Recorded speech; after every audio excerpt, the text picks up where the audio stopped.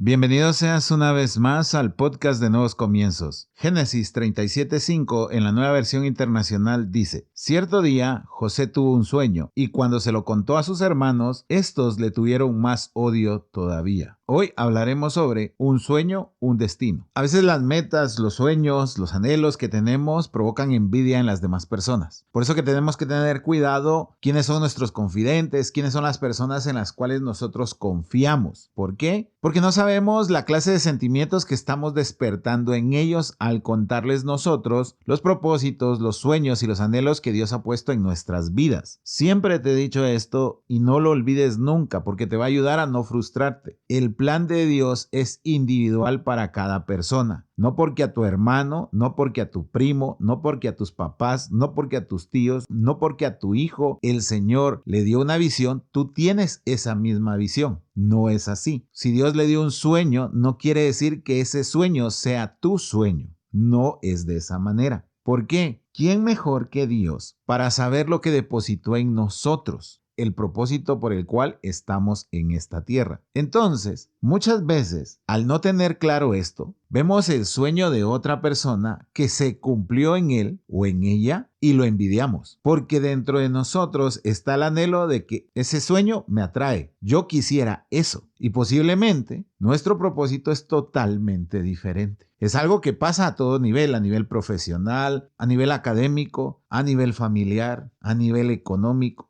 Siempre va a suceder esto. En este caso, José tenía a sus hermanos y tú dirías, pues los hermanos se alegran del sueño que tú puedas tener, cosa contraria a lo que vemos en la Biblia. Los hermanos se molestan por el sueño que tiene José. Y si eso no fuera suficiente, también cuando les cuenta un segundo sueño en Génesis 37 del 9 a 11, dice, después José tuvo otro sueño y se lo contó a sus hermanos. Les dijo, tuve otro sueño en el que se veía que el sol, la luna y 11 estrellas se inclinaban ante mí. Cuando se lo contó a su padre y a sus hermanos, su padre lo reprendió. ¿Qué quieres decirnos con este sueño que has tenido? Le preguntó. ¿Acaso tu madre, tus hermanos y yo vendremos a postrarnos en tierra ante ti? Sus hermanos le tenían envidia, pero su padre meditaba en todo esto. ¿Te das cuenta? El papá meditó sobre el sueño de su hijo, pero delante de sus hermanos lo reprendió. A veces no entendemos las actitudes de aquellas personas a las que admiramos, como nuestros padres, porque en lugar de aplaudir el sueño, muchas veces se limitan a decir, conformate, se limitan a decir, tal vez eso no es de Dios, pero en la intimidad ellos meditan en esos sueños y en esos anhelos. Y muchas veces lo hacen desde el punto de vista de que saben que ese sueño, ese anhelo, esa meta, ese propósito de Dios puede despertar algún tipo de sentimiento contrario en tus hermanos. Tal como lo ves en la palabra. Sabes, hemos leído, hemos visto, hemos escuchado tantas historias, tantas prédicas sobre los sueños de José, que muchas veces pasamos corriendo todo esto y no nos damos cuenta de aquellos secretos, de aquellas joyas que están ahí a la vista de todos, pero porque pensamos que aprendimos todo, dejamos de percibirlas. Y es ahí donde me estoy deteniendo, porque a veces no entendemos la actitud de otras personas. A veces pensamos que nuestro sueño se convertirá en el destino de todos y no es así. Es tu destino. No es el destino de tus padres, ni de tus hijos, ni de tus abuelos, ni de tus tíos, ni de tus amigos. Por más íntimos amigos, por más mejores amigos que sean, tu destino es tuyo, no es de tus amigos. Es interesante, pero si nosotros comprendemos todo esto, no habrá quien nos pueda detener. Tomaremos ese sueño y lo convertiremos en nuestro destino, tal como lo hizo José. ¿Cómo crees que José estaba interpretando todo esto? La envidia de los hermanos, el rencor, el llamado de atención de sus padres. ¿Cómo crees que lo interpreta? ¿Cómo lo hubieses interpretado tú? José estaba claro. Después de esto viene la larga historia donde lo venden sus hermanos, luego donde la mujer de Potifar lo acusa y lo meten a la cárcel. Y estando en la cárcel, él no se atrevió a renunciar a su sueño, porque nadie dice que un sueño, un propósito de parte de Dios, no va a encontrar tropiezos en el camino. Es que si fuera fácil, todos estaríamos alcanzando nuestros sueños. Van a haber momentos en los que verdaderamente vas a tener que hacer uso de tu fe para poder alcanzar el destino que te provocó ese sueño. Y van a haber otros momentos en los que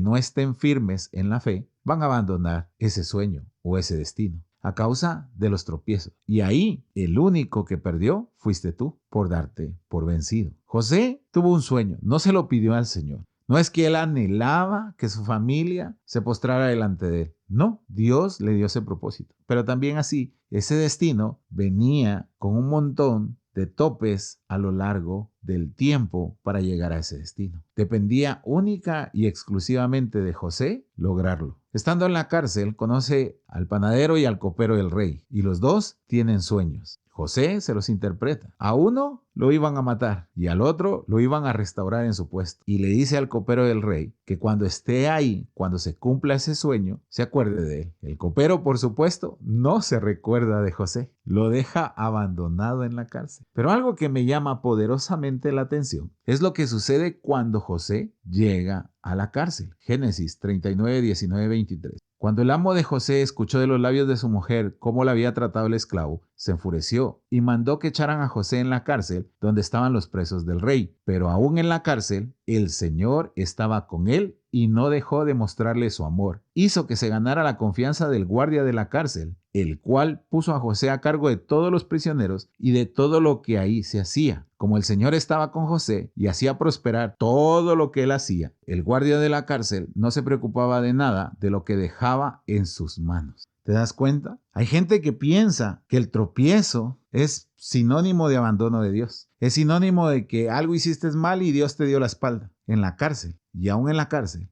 el Señor estaba con José. Es más, Dios, estando con él, prosperaba todo lo que José hacía en la cárcel. A veces la gente piensa que la prosperidad es dinero, riqueza, fama. Muchas veces la prosperidad es ser la luz en el lugar más oscuro en el cual puedes estar. Esa es la prosperidad. O por lo menos es la que Dios nos da en el lugar en el que estemos. No tiene nada que ver con el dinero, no tiene nada que ver con la abundancia, tiene más que ver con su presencia. Y eso es lo que José tenía presente. La presencia de Dios lo acompañaba aún en la cárcel, aún en ese proceso, aún en la cisterna donde lo metieron los hermanos, aún cuando lo vendieron, aún cuando llegó a la cárcel. Imagínate, ojalá que todos nosotros, cuando tengamos un sueño, un anhelo de parte de Dios, podamos mantenernos con esa fidelidad que se mantuvo José, porque eso hizo que el sueño se convirtiera en su destino. Hizo que ese sueño que Dios le había dado lo pusiera en el lugar correcto. Génesis 41, 38 al 40 dice: entonces el faraón preguntó a sus servidores: ¿podemos encontrar una persona así en quien repose el Espíritu de Dios? Luego dijo a José: puesto que Dios te ha revelado todo esto, no hay nadie más competente y sabio que tú. Quedarás a cargo de mi palacio y todo mi pueblo cumplirá tus órdenes. Solo respecto al trono, yo tendré más autoridad que tú. ¿Te das cuenta? A pesar de las dificultades, a pesar de todo, la fidelidad de José